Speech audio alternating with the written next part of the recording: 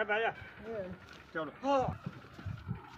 ਮੁਹੰਮਦ ਰਫੀਕ, ਬੱਚੇ ਦੋ, ਇੱਕ ਬੱਚੀ ਤੇ ਇੱਕ ਬੱਚਾ ਹੈ। ਬੱਚੇ ਨੂੰ ਪੋਲੀਓ, ਕਮਜ਼ੋਰ ਹੈ ਲੱਤਾਂ ਤੋਂ ਜੀ, ਤੁਰ ਫਿਰ ਨਹੀਂ ਸਕਦਾ, ਬੋਲਦਾ ਥਾ ਕੇ। ਮੈਂ ਆਪਣੀ ਮਿਹਨਤ ਮਜ਼ਦੂਰੀ ਕਰਕੇ ਦੋ ਬੱਚੇ ਪਾਲਣੇ ਤੇ ਕਿਰਾਏ 'ਤੇ ਮੇਰੇ ਨਾਲ ਗੰਢਾਂ ਦਾ ਮੇਰੇ ਬੱਚੇ ਨੂੰ ਸ਼ੌਂਕ ਹੈ ਅਤੇ ਆਪਣੇ ਧਿਆਨੇ ਲੱਗਾ ਰਹਿੰਦਾ ਬੱਚਾ ਘਰ ਹੈ। ਮੇਰਾ ਇਹੋ ਹੀ ਹੈ ਅਤੇ ਇਹੋ ਹੀ ਮੇਰਾ ਸਹਾਰਾ ਹੈ। ਇਹਦੇ ਆਸਰੇ ਮੈਂ ਤੁਰਿਆ ਫਿਰਨਾ ਅਤੇ ਮਿਹਨਤ ਮੁਸ਼ੱਕਤ ਕਰਕੇ ਤੇ ਆਪਣੇ ਬੱਚੇ ਦੋ ਪਾਲਣੇ, ਇੱਕ ਬੱਚੀ ਤੇ ਇੱਕ ਬੱਚਾ ਪਾਲਣਾ। 90 ਸਾਲ ਮੇਰੀ ਉਮਰ 'ਚ ਮੈਂ ਮਿਹਨਤ ਮਜ਼ਦੂਰੀ ਵਾਸਤੇ ਫਿਰ ਵੀ ਨਿਕਲਣਾ। 200-300 ਰੁਪਇਆ ਕਮਾ ਕੇ ਲਿਆਉਣਾ ਆਪਣੇ ਬੱਚਿਆਂ ਵਾਸਤੇ ਅਤੇ ਮੈਨੂੰ ਖੁਸ਼ੀ ਹੁੰਦੀ ਮੈਂ ਆਪਣੇ ਬੱਚਿਆਂ ਵਾਸਤੇ ਕਮਾ ਕੇ ਲਿਆਉਣਾ।